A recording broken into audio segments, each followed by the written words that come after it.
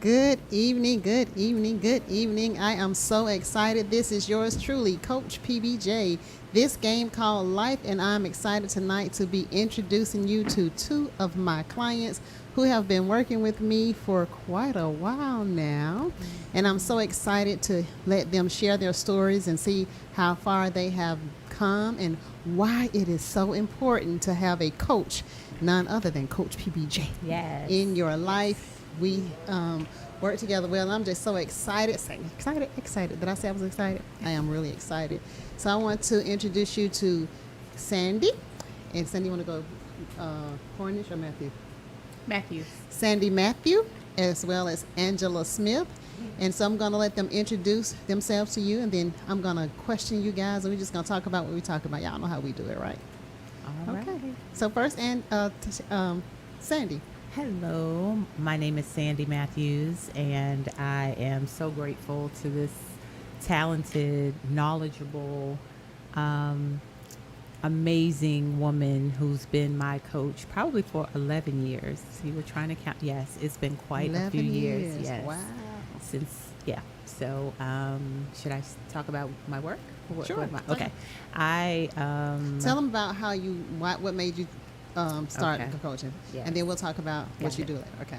Okay, so I was a doc student when I met Paula. It was my first year at Georgia State University. I was working on my PhD, and I was suffering, if you will, from imposter syndrome. You know, I wasn't sure because not many people in the program looked like me.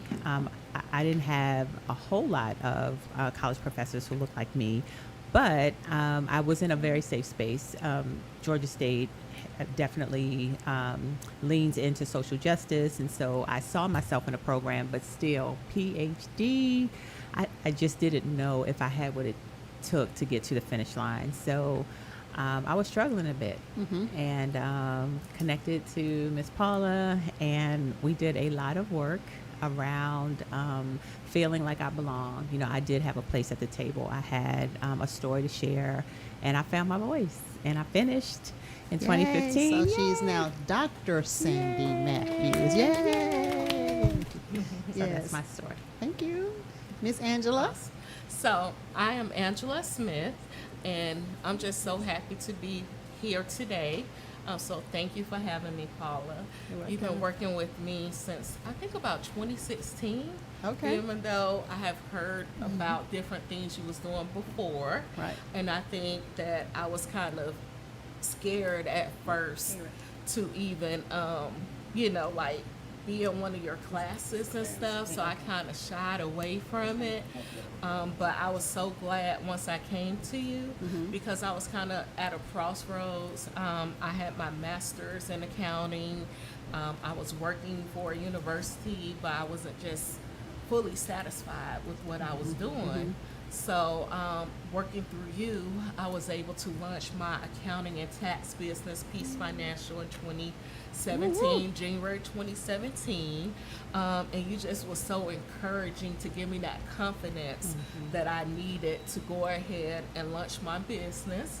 And you and your husband was one of my first accounting clients. Right. So not only did you encourage me and uplift me, and also referred me to so many people, you was one of my first, accounting clients. You was like, you got this. You got it. We trust her. She know all our stuff, right? Just sowing seeds. So see.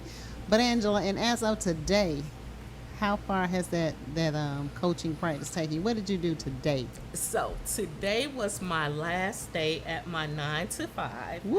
So Yay! I am so excited to be at this point. I would have never been here without you. Give me those encouraging words to start me out. You put it in me to know I could do it. And then from there, so many doors just open up for me because you always taught us how to walk in our purpose, right? And when we do that, doors just open up like Period. It just opened up. So it's all about believing in yourself. And so, the name of my platform is this game called Life in How to Master the Game and Win, right? With Coach PBJ. And so we did some group coaching along the way, and I used to bring in a whole lot of different books, and we would read the books and we would do Excel. And one of them was called Florence Shen's book on the game of the game of life and how to play it. Yeah. And so we learned some spiritual insight from Florence, and then of course I came to the whole platform because remember in our coaching session I would always say, life is a game. We just got to learn how to play it. Life is a game. And so someone actually shared that book with me. And I'm like, you know what? That book resonated with me. And then out that birthed this book, this game called Life. It's out in the stores. Get your copy today. Yes. And have you started looking at it yet, Sandy? I haven't. You It just came yesterday. It came yesterday. Yes. So yes. And it's actually a self-help book. And it has some exercises. It's going to talk about what we talk about and really just digging deep. So when you hear Sandy, this game called Life and how to play it, what does that say to you? How does that resonate to you? And what did that do to you in our sessions? What that means for me is that there is almost like a recipe. There's some things that, some skills that we need to learn about ourselves and the world that will help us get to where we're trying to go in life. A lot of times we only can do as much as we know how to do. So the beautiful thing in meeting people like you and just having a coach to kind of put more tools in our toolkit, so while this game called life, just figuring out our path and just believing in our purpose and just having the tools that we need to kind of navigate and see ourselves the way that that God sees us, so yeah. Okay. And Miss Angela, same question. Okay, so for me, when I think of a game, when we play a game, we play to win, right? Right. So every step we take is to win that game. And we use whatever resources, whatever we have available to make it to the finish line. So that's how I think we need to be, to be intentional with your life. Absolutely. Everything you do is going to affect your next move. So you need to be very intentional about what you feed into your mind, the people around you, who you let feed into you, so that you can win this game. And if you don't, I remember working with, I think Sandy is the one who coined this, and I didn't realize that I was exhibiting this behavior when I was coaching my clients, because a lot of times people will say they need coaching, they need counselors, but they already have their answers, right? Technically, you really do always have your answer, but sometimes it takes us to dig a little bit deeper, because we are all products of our environment. And Sandy, when you was going through school and the disbelief that you can get a master's degree, is because you didn't come from a family that celebrated or not that they didn't believe in degrees, but they didn't have the courage to take that step. Right. We have all the excuses of why we can't, and to be the first in our family to accomplish something like that was huge. And that was one of your challenges. And also, sometimes our background, just thinking I'm not worthy, Right. and we had to, like you said, dig through all of that. And I remember often, really, both of these clients, well, I just do it this way, and I'm just the type of person who, and I just do this, and then Sandy, what do I say? How is that working for you?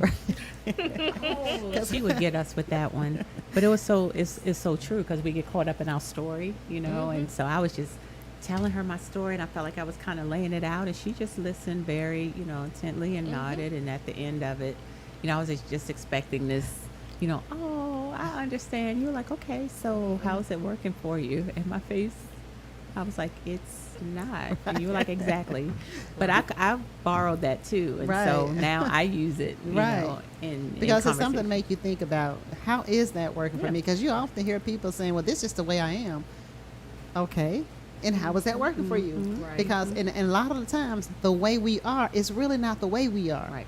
It's just what we become because of circumstances, experiences, let down, put down. I was talking to a young lady today, and we were talking about this individual they've never been on a plane, and they never intend to be on a plane. They said they're never going to fly. And we were just like, well, why? Because there's so many different beautiful things in this world. And that was my fear a long time, and I had to face that fear. And the first time I got on a plane was 40. And when I decided to face that fear, because I'm like, where is that fear coming from anyway? Well, it came from my environment. I came from a family who, if we couldn't drive there, we wouldn't get near, right? And so, and of course, as a child, you hear things like, if God wanted you to have to fly, He would have given you wings. All of this crazy stuff, and Lord forbid, if there was a plane crash, because that's all they're gonna talk about that for the next 6 years, right? Yeah. So, I was talking to this individual today, and she said that she grew up, in civil rights movement, and she wanted to be a flight attendant. And she said that when they spoke with her about flying, when they told her she couldn't fly because back then they had rules about how you needed to look you had to be a certain height, you had to be a certain weight, etc. And then you have to be a certain skin color too. The truth be told, back in that era. And so she said the school counselor told her, you might as well give up on that dream because you'll never be able to do that. Well, I'm the type of person, I dare you to tell me something I won't never do because I'm going to prove you wrong, right? That's a motivation to me because the Bible tells me I can do all things. So don't you ever tell me what I can't do. I'm going to figure it out. Now, if it's something I want to do, I'm going to figure it out. You're not going to steal my dreams for that. So anyway, as I'm talking to this young lady today, and we asked her, well, how long ago was that? And then she said she was in 12th grade, and it was in 1964. That was 59 years ago. Wow. 59 years ago, and you're still holding on to a childhood trauma, because that's what that was, a childhood trauma that you're holding on to, and even this stage of your life, you don't want to let that go. And so I was like, well, so who do you think that really hurt? The person who you told that to, or did it hurt yourself? And then this person has convinced them that they're fine, but you don't understand how much of God's handiwork that you're missing. And you don't know what you don't know, so that's why you don't feel like you're missing. You're not exposed to anything, and that may work for her. But for me, that was not something that I was willing to do. So even with me being a coach, I have a coach. I have several coaches. I have coaches in different. I got a real estate coach. I got a life coach. I got a business coach, and I got a self-care coach. Because they all. I mean, could I get one to do all of them? Possibly, but I wanted specialty areas in my life, and I wanted somebody who to be intentional because I know how I am, right? So I needed that extra reinforcement. Know thyself. Know thyself, Yes. right? And I don't mind investing in myself so that I can get to where I wanted to be. So Angela, what was that final straw for you to say that I am enough and that I can step out on faith and that I deserve that? What was that final push that allowed you to say, I can do this? Oh my goodness. I wish I could just say it was one thing, but Right. once I opened up myself, like in the class, and gave myself that opportunity to start the business, everything just flowed. The people that God put in my life to just help me make it to that next level. Like I have friends, and all of them I've actually met on social media, even though some of them live right here in Atlanta. Two women that I know both own accounting firms, and they both have not only mentored me, but they have gave me clients. Like when they had too many clients or had to change the route that their company was going in, they actually sent me clients. Awesome. Yes. Yep. And they will always tell me, you can do it, you can do it. One of my closest colleagues, Alicia, I just have to call her out. Okay. Because she would let me go to her office and set in on consultations that she would have with clients. She helped me with whatever I needed help with, like just open. And then when I needed clients, because she was like, you still holding on to that 9 to 5? Why you still holding on to that 9 to 5? She sent clients my way. And your plate is running over. Not really. She can take more clients. But I sure she can take more clients because now she's gotten rid of that 9 to 5. So she opened up the door for No more more. clients. And so, Angela, today we had a workshop today, and that you participated in Yes. that virtual workshop on today.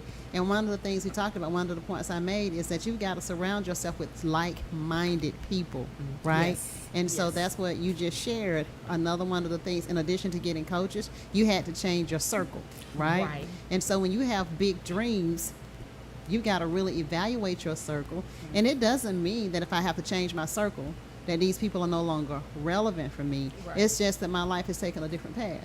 And in order for me to, you have to have like laser, because everybody that you was running with, Sandy, they wasn't pursuing doctorate degree, right? True. Right? And then you had to, and that was part of the challenge too, because Yes. now my friends, they're not, some of them barely got, I don't know if it's your friends, but some of them barely got a high school degree, right? Get us a Tony, tell them Sheila's calling. That's my daughter. Her puppy passed away, so she might be having a moment. So that's Sheila. Can you give her a call? Sorry. So babies come first. Babies come first. Yes. But that's one of the things we talked about is changing that circle. And that's one of the hardest things we do.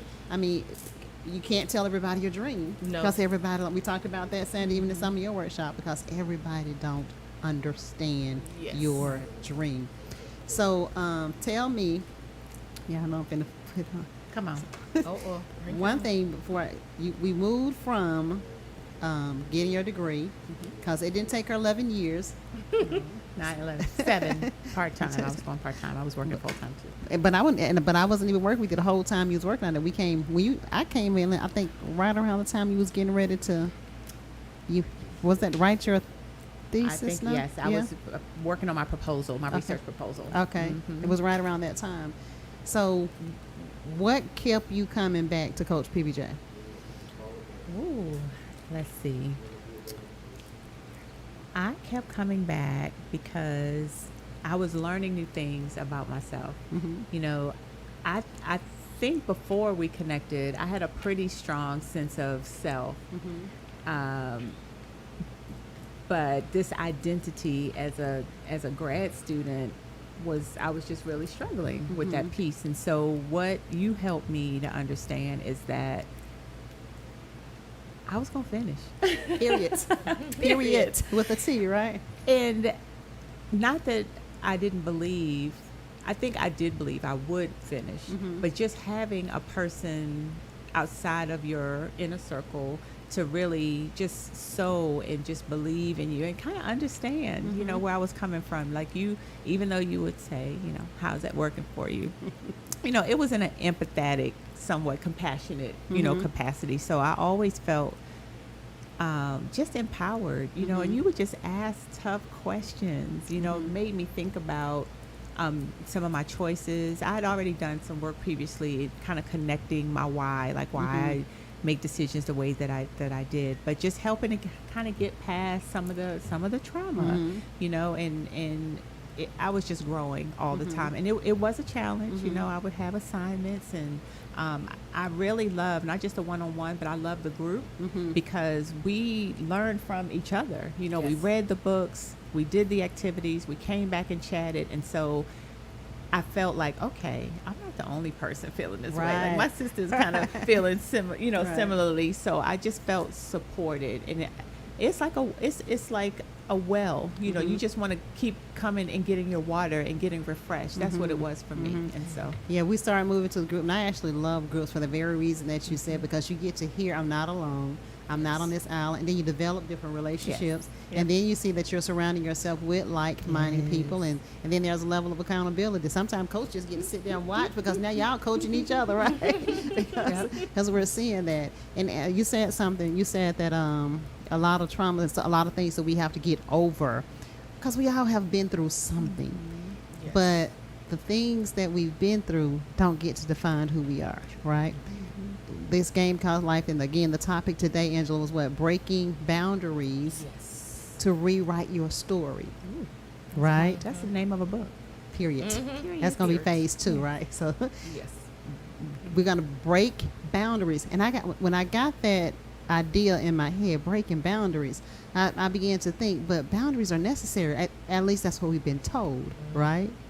Boundaries is necessary. You got to have boundaries, because if you don't have boundaries, this, that, and the third. But nevertheless, it's these very things that we think that we need that's stopping us from getting where we need to be.